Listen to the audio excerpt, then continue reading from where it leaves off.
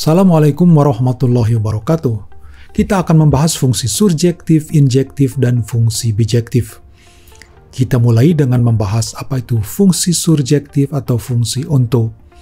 Misalnya kita mempunyai dua himpunan X dan Y, kemudian diubah dalam diagram panah, dihubungkan oleh fungsi F menghasilkan pemetaan seperti ini. Kita ketahui bahwa himpunan X disebut domain dan Y disebut kodomain. Suatu fungsi disebut surjektif jika setiap anggota himpunan Y mempunyai pasangan di X. Nah, dapat kita lihat semua anggota himpunan Y 0, 1, dan 4 mempunyai pasangan di X. Tidak disyaratkan apakah pasangannya satu atau lebih dari satu.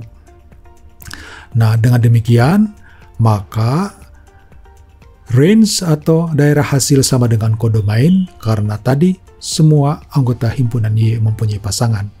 Inilah contoh fungsi surjektif. Nah, jika ada anggota himpunan Y yang tidak mempunyai pasangan, misalnya 9, maka jelas ini bukan fungsi surjektif.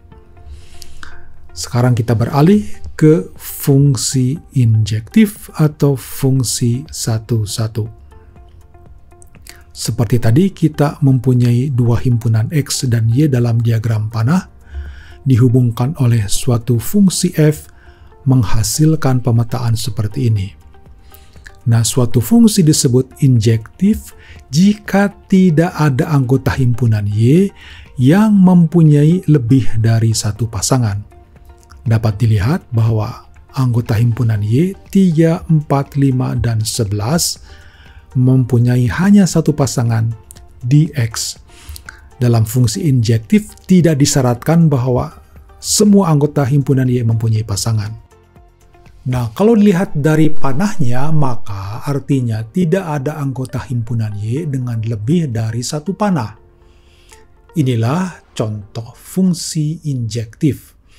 Jika ada anggota himpunan Y dengan lebih dari satu panah, maka jelas bukan fungsi injektif. Nah, terakhir kita bahas fungsi bijektif atau fungsi korespondensi satu-satu. Seperti tadi, kita mempunyai dua himpunan X dan Y dihubungkan oleh fungsi F menghasilkan pemetaan seperti ini.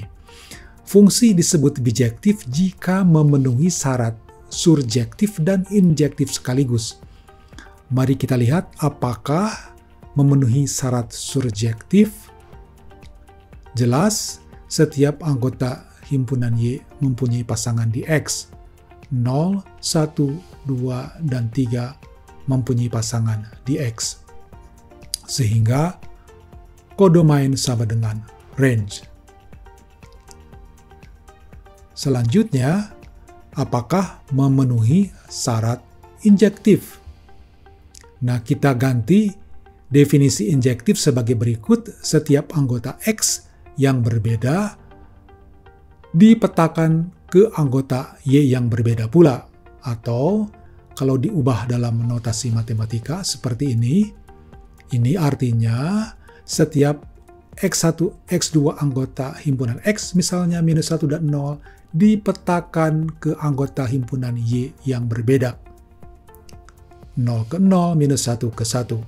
Contoh lain, setiap anggota X1, X2, anggota himpunan X, misalnya 1 dan 2, dipetakan ke anggota himpunan Y yang berbeda.